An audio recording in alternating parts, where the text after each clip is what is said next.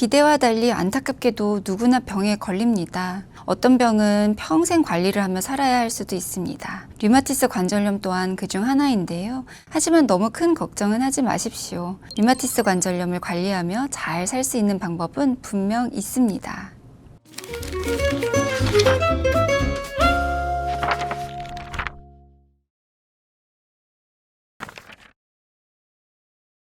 류마티스 관절염으로 진단을 받으셨나요? 혹시 평생 아픈 관절을 안고 살아가야 하나?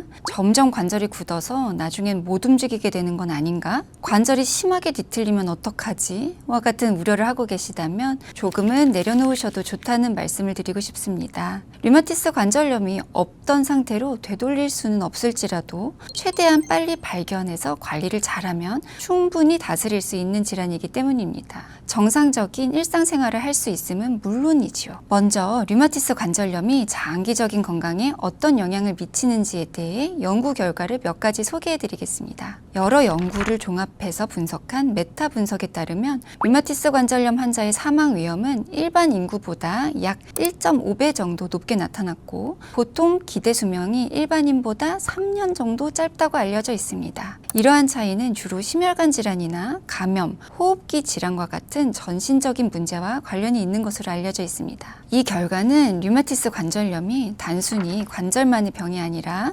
전신 염증 질환이라는 점을 보여주는 예라고 할 수 있습니다. 하지만 중요한 점은 이러한 상황이 최근 들어 많이 달라지고 있다는 점입니다. 시간이 지나면서 류마티스 관절염 환자와 일반 인구 사이의 사망률 차이가 점점 줄어드는 경향이 확인되었습니다. 이는 조기 진단이 가능해지고 질병 활성도를 목표로 치료를 조절하는 Treat to Target 전략이 도입되며 메소트렉세이트나 생물학제제와 같은 효과적인 치료가 널리 사용되기 시작한 것과 관련이 있습니다. 즉 지금은 과거에 비해 류마티스 관절염 환자의 장기 예후가 훨씬 좋아진 시대라고 볼 수 있습니다. 오래 사는 것도 중요하지만 관절에 큰 불편함 없이 잘 사는 것도 매우 중요하겠죠. 또 다른 연구를 소개해 드리겠습니다. 여러 나라의 연구들을 종합해 류마티스 관절염 치료 성과에 따른 관절의 변형 및 파괴 정도를 분석한 연구입니다. 그 결과 초기에 관해, 즉 병이 있더라도 그 증상이 거의 나타나지 않고 관절 파괴도 더 이상 진행하지 않는 상태를 목표로 삼아 환자분께 맞는 약을 잘 써서 조절을 한 경우에는 5년이 지나도 관절 손상 점수 4점 미만으로 매우 낮게 유지됨을 확인할 수 있습니다. 4점 미만이라 함은 손가락이 휘거나 관절이 굳는 등의 가시적인 변형이 거의 없다는 뜻입니다. 하지만 초기에 적절한 치료가 이루어지지 않으면 5년 후 관절 손상 점수는 12점 이상이었는데요. 이는 관절 여러 곳에서 본격적인 파괴가 일어나 누가 봐도 관절염이 진행되고 있음을 알 수 있는 수준입니다. 제가 고위험군이 다수 포함된 한국인 환자를 대상으로 진행한 연구에서도 진단 후 비교적 빠른 시일 안에, 그러니까 중간값으로 치면 5.5개월 정도의 치료를 시작한 경우에는 절반 이상의 환자가 관해에 도달했고 28개 주요 관절의 상태를 확인할 수 있는 점수, 즉 DAS28도 모든 환자에서 저활성 또는 관해 상태에 도달한 것을 확인할 수 있었습니다. 일상생활을 얼마나 독립적으로 수행할 수 있는지 측정하는 지표인 핵 점수 또한 큰 개선을 보였습니다. 류마티스 관절염이 있으면 각종 합병증의 발병 위험이 높아진다는 얘기 또한 많이 들어보셨을 것 같습니다. 환자의 약 40%가 심장, 폐, 눈 또는 혈관과 같은 합병증을 경험합니다. 그중 특히 위험한 것은 심혈관계 질환입니다. 류마티스 관절염 환자는 정상인에 비해 심근경색과 뇌경색이 생길 위험도가 각각 2배와 1.5배에 달합니다. 또한 류마티스 관절염 환자의 사망 원인 중 심혈관계 질환이 약 30-40%를 차지해 가장 중요한 원인으로 알려져 있습니다. 하지만 초기부터 병을 잘 관리한 경우 심혈관계 질환 발병 위험 및 이로 인한 사망률도 확연히 낮출 수 있습니다. 병이 있어도 빨리 발견해서 잘 관리하면 충분히 다스릴 수 있고 정상적인 일상생활도 누릴 수 있다는 제 이야기가 진짜임을 확인하셨나요? 하셨나요? 그렇다면 이제부터 본격적으로 병을 잘 관리하기 위한 구체적인 방법들을 말씀드린 후 많은 분들께서 가장 많이 궁금해하실 류마티스 관절염에는 무엇을 먹는 게 좋은가요?에 대한 답변도 드릴 테니 끝까지 경청해 주시면 감사하겠습니다.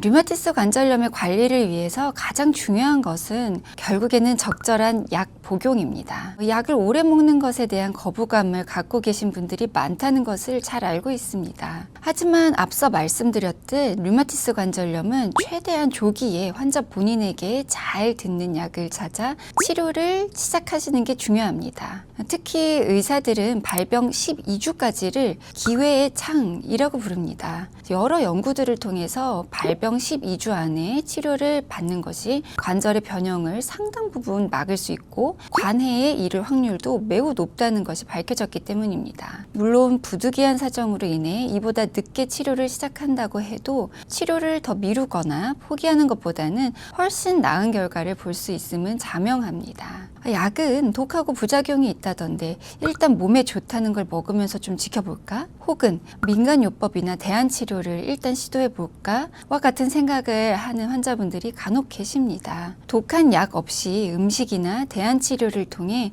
류마티스 관절염을 치료할 수 있다고 자신하는 비전문가들의 홍보 문구는 절실한 환자분들의 마음을 파고듭니다. 이로 인해 약 복용을 잘 하시다가 효과는 없고 부작용만 있는 것 같다며 임의로 중단하는 분들도 계십니다. 하지만 대부분은 수개월에서 수년 후 병이 아주 많이 악화돼서 다시 병원을 찾으시게 됩니다. 이는 그야말로 호미로 막을 것을 가래로 막는 것이나 다름없습니다. 물론 약이 효과는 뛰어나고 부작용은 전무하다면 좋겠습니다만 안타깝게도 대다수의 약은 그렇지가 않습니다. 그래서 병으로 인해 생명이 위험하거나 일상생활에 큰 지장이 있을 것 같다면 약으로 인해 발생할 수 있는 부작용을 감수하더라도 이를 쓰는 것이지요. 류마티스 관절염 또한 마찬가지입니다. 낮은 확률로 약 부작용이 발생할 수 있다 하더라도 류마티스 관절염으로 인하여 관절이 변형되고 파괴돼서 일상생활이 어려워지고 합병증이 생겨 큰일이 나는 것이 훨씬 더 위험하다고 생각합니다. 부작용이 나타나는 비율은 드물고 설령 나타난다 하더라도 약의 용량을 조절하거나 또는 바꾸는 것으로 상당 부분 줄이거나 해결할 수 있다는 점을 생각하면 더욱 그렇습니다. 건강한 일상을 되찾기 위해서는 진단을 받은 즉시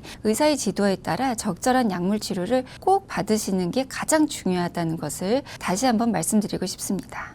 내가 복용하고 있는 류마티스 관절염 약이 과연 어떤 기전을 통해 작용하는지 궁금하시죠? 류마티스 관절염은 기본적으로 자가면역 질환입니다.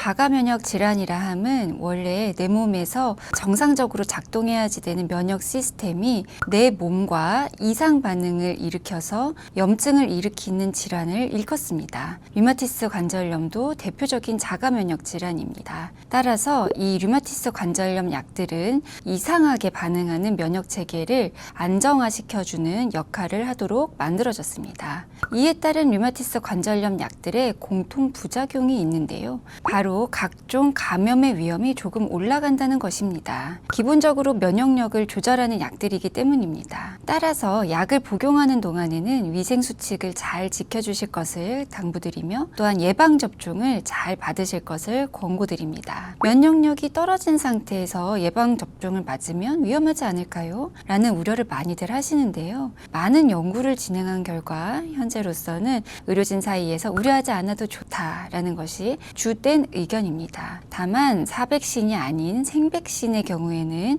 주의를 하실 필요가 있으니 의료진과 상의하시기 바랍니다. 만약 조심했음에도 불구하고 감염이 발생했다면 약을 잠시 중단하고 감염을 먼저 해결해야 합니다. 류마티스 관절염 약을 종류별로 간단히 설명해 드리겠습니다. 환자분의 상태에 따라 쓰는 약은 달라질 수 있는데요. 대개 1차 치료제로 쓰는 것은 전통적인 항류마티스 제제들입니다. 대표적인 것들을 간략히 소개해 드리겠습니다. 첫 번째는 가장 많이 쓰는 약으로 일주일에 한 번 먹는 메소트렉세이트라는 약입니다. MTX라고도 많이들 하십니다. 메소트렉세이트는 이상하게 반응하는 면역 시스템을 안정화시켜 통증이나 부종을 조절하고 관절 손상을 늦춥니다. 모든 약이 그렇듯 이 약도 부작용이 있는데요. 대표적인 것은 세포 분열과 성장에 필수적인 비타민인 엽산 합성을 저해한다는 것입니다.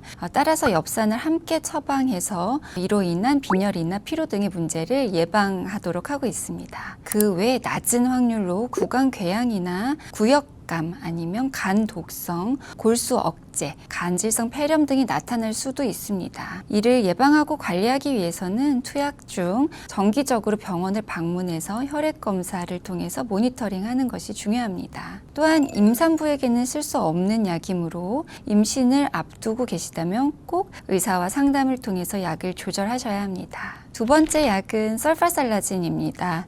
보통 초기에는 하루에 1회 저용량으로 시작을 하고 추후 가면서 용량을 올려갑니다. 가장 흔한 부작용은 어지러움이나 가벼운 설사, 구역감, 구토 등이 있고요. 변 색깔이 변할 수가 있습니다. 특히 신경 써야 하는 부작용이 있는데요. 바로 알레르기 반응입니다. 다른 약에 비해 알레르기 반응이 나타날 확률이 비교적 높기 때문에 약 복용 후에 두드러기나 호흡곤란, 얼굴이나 입술 등의 부종이 발생한다면 지체하지 마시고 즉시 병원으로 오셔서 조치를 받으시기를 바랍니다. 세 번째 약은 하이드록시클로로킨입니다. 하루 1회 복용하는 약으로 원래는 말라리아 치료제였으나 류마티스 질환에도 효과가 있어서 다른 약과 함께 보조적으로 사용하는 경우가 많습니다. 다른 약들에 비해서 좀 순하기 때문에 부작용도 적고 임산부도 쓸 수 있는 약입니다. 낮은 확률로 복통이나 메스꺼움, 설사와 같은 소화장애가 발생하기도 하지만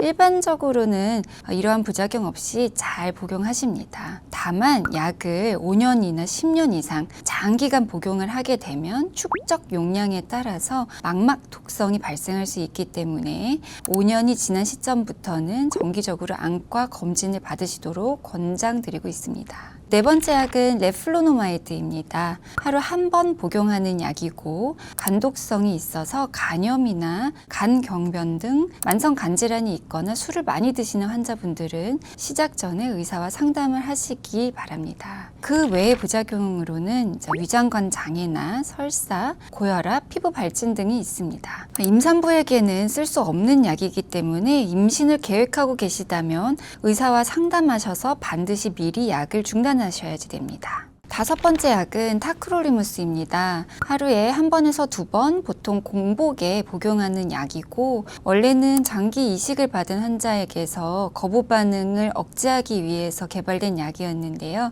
최근에는 류마티스 관절염을 비롯한 다양한 자가 면역 질환에 선택적으로 사용을 많이 하고 있습니다. 이 약은 임신 시나 수유 시에도 비교적 안전하게 쓸 수 있는 것이 장점이고 다만 이 약은 음식이나 다른 약물들 간에 상호작용이 있어서 신경을 조금 쓰셔야 합니다. 이 약이 간을 통해서 대사가 되는데요. 대사를 억제하는 음식인 자몽이나 무좀약, 일부 항생제나 통풍약 등을 함께 복용을 하게 되면 타크로리무스 대사가 저하되게 되어서 농도가 높아지게 됩니다. 반대로 이 약이 대사를 촉진하는 약물, 예를 들어서 항경련제나 항결핵제 등을 함께 복용하게 되면 혈중의 약물 농도가 저하되어서 효과가 감소할 수 있습니다. 따라서 타크로리무스를 복용하실 때에는 병원에서 이 약물 농도를 측정해 가며 모니터링을 하고 있습니다. 이외에 다른 부작용으로 신독성이나 간독성, 신경독성 등이 발생할 수 있기 때문에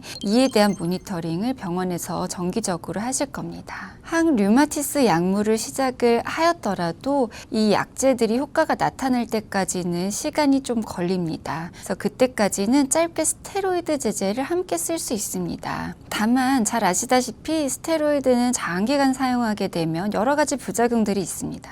대표적인 부작용이 혈압 상승, 혈당 상승, 골다공증을 유발한다든지 녹내장, 백내장의 위험 요인이 되고 또 드물게는 이제 고관절의 괴사를 일으키는 데에도 관여를 하고 있습니다. 부작용들이 무서워서 스테로이드를 임의로 중단하시는 분들이 계신데요. 하지만 최소한의 용량으로 짧게 사용하는 것은 염증을 빨리 조절하는 데 도움이 되므로 필요한 경우에는 고려를 해볼 수 있겠습니다. 전통적인 항류마티스 제제들에 대한 반응이 부족했다면 다음 단계로는 류마티스 관절염의 염증을 일으키는 물질들을 표적해서 차단하는 생물학 제제나 잭 억제제 등을 고려해 볼 수 있습니다. 생물학 제제는 살아있는 세포를 이용해서 만들어진 단백질 기반의 약물들로 대표적인 약제들에는 TNF 억제제나 아바타셉, 토실리주맙 또는 리툭시맙 등의 약제들이 있습니다.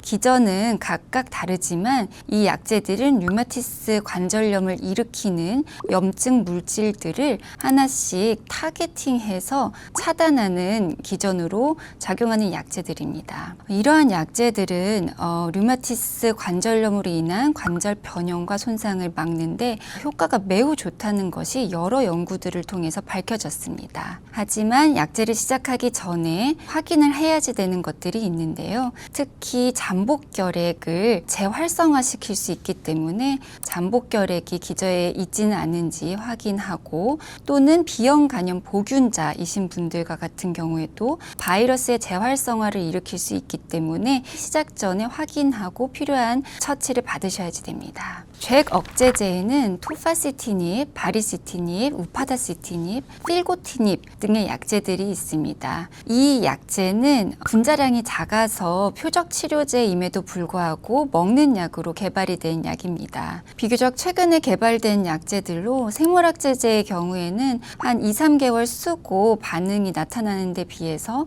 잭 억제제는 더 빠르게 효과가 나타나는 것을 볼 수 있습니다. 다만 이 약제 또한 다른 약제들과 마찬가지로 감염의 위험성이 올라가는데 그 중에서도 대상포진의 위험성이 올라갑니다. 이 약과 관련해서 환자분들께서 가장 걱정하시는 것이 암 발생률을 높인다는 소문일 것 같습니다.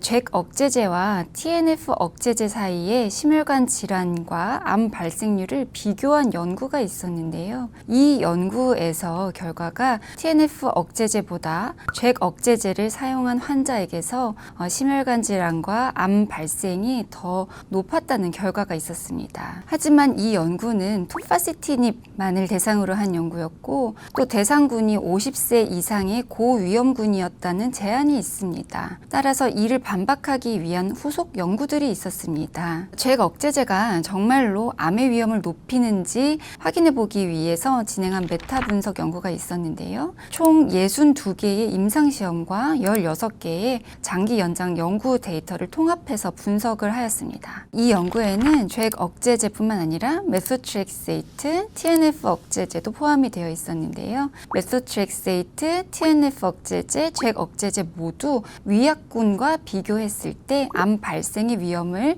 유의미하게 높이지 않았습니다. 그런데 잭 억제제와 TNF 억제제를 비교한 그래프를 보시면 잭 억제제가 TNF 억제제에 비해서 암 발생 위험이 약 1.5배가량 높은 것을 확인하실 수 있습니다. 다만 이 결과는 반드시 잭 억제제가 암 발생 위험을 높인다고 해석할 수는 없습니다. 실제로 이 같은 연구에서의 결과를 보시면 잭 억제제를 위약과 비교했을 때는 암 발생 위험이 특별히 증가하지 않았고, 또 TNF 억제제와 위약을 비교했을 때의 결과를 보시면 TNF 억제제를 사용한 군에서 암 발생 위험이 더 낮게 나타난 결과도 함께 있었습니다. 이러한 점을 고려한다면 TNF 억제제가 특정 상황에서는 암 발생 위험을 오히려 좀 낮출 수도 있겠다라는 가능성을 생각해 볼 수 있습니다. 앞서 잠깐 말씀드렸듯이 이 연구에서 고려해야 될 점은 가장 큰 영향을 끼친 연구가 앞서 말씀드린 토파시티닙이 TNF 억제제에 비해서 암과 심혈관계 위험성을 올린다는 그 연구였는데요. 그 연구를 빼고 다른 연구들을 종합해서 통계 분석을 다시 해보면 유의미하게 잭 억제제가 암 발생을 높이지 않는다고 나옵니다. 다만 이전에 잭 억제제가 TNF 억제제보다는 암이나 심혈관계 위험성이 올라간다는 연구 결과들이 있는 만큼 현재는 암이나 심혈관 질환의 위험이 높은 환자에서는 잭 억제제를 조금 더 신중하게 사용하자는 경향이 있습니다. 환자분들의 건강을 위해 가능하면 안전하게 치료를 선택하자는 취지라고 이해하시면 좋겠습니다. 앞서 말씀드린 약을 통해 병이 관해에 이르면 약을 끊을 수도 있는지도 궁금하시죠? 최근 의료진들 사이에서도 굉장히 관심이 쏠리는 주제입니다. 현재로서는 오랜 기간, 그러니까 대략 2년 이상 관해가 꾸준하게 이루어졌다면 아주 천천히 약을 조금씩 줄여봐서 유지를 하되 아주 끊지는 말자라는 의견이 대다수입니다. 그 이유는 약을 완전히 끊었더니 재발하는 경우가 되게 많았고, 재발을 했을 때 약을 다시 사용하면 대부분 다시 좋아지긴 하지만 경우에 따라서는 이전보다 더 많은 약을 써야 될 수도 있기 때문입니다. 따라서 가장 최소한의 용량을 꾸준히 유지하는 것이 좋지 않을까라는 것이 현재까지의 의견입니다. 물론 앞으로 이어질 연구에 따라서 결론이 바뀔 가능성은 있지만 일단은 안전을 위해서 오랜 기간 관해를 유지하고 있더라도 담당 의사와 상의 없이 약을 끊지는 마실 것을 권고드립니다.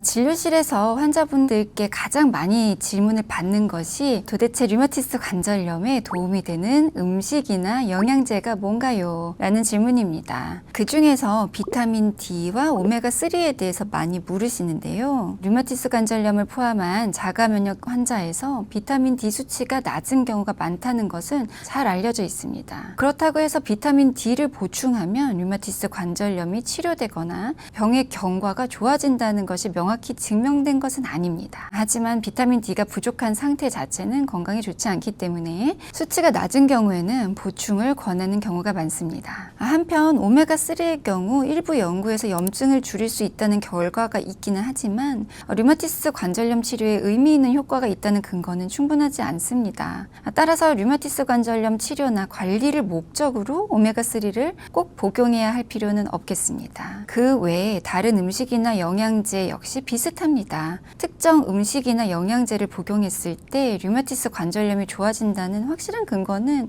현재까지는 없습니다. 따라서 치료 목적으로 이런 것들을 비싼 비용을 들여 따로 구입해서 드실 필요는 없겠습니다. 또 한 가지 많이 물어보시는 것이 먹으면 안 되는 음식이 있나요? 라는 질문입니다. 과거에는 고기나 유제품이 좋지 않다는 이야기가 있었고 최근에는 오히려 채식이 좋지 않다는 등의 이야기도 있습니다. 하지만 현재까지 류마티스 관절염에서 특정 음식을 반드시 피해야 한다는 근거는 없습니다. 류마티스 관절염은 특정 음식을 잘못 먹어서 생기는 병이 아니고 면역체계의 이상 반응으로 인하여 발생하는 질환입니다. 따라서 특별한 음식에 집착하기보다는 일반적으로 권장되는 균형 잡힌 건강한 식단을 적절히 섭취하시는 것이면 충분합니다. 그리고 음식이나 영양제에 신경 쓰시기보다는 의사가 권하는 효과가 입증된 치료를 꾸준히 받으시는 것을 권고드립니다. 류마티스 관절염은 관리를 통해 충분히 다스릴 수 있는 질환입니다. 너무 걱정하지 마시고 의사가 권하는 치료를 믿고 잘 따라와 주십시오. 평생 건강한 관절을 지키며 건강하게 잘 지내실 수 있으실 겁니다.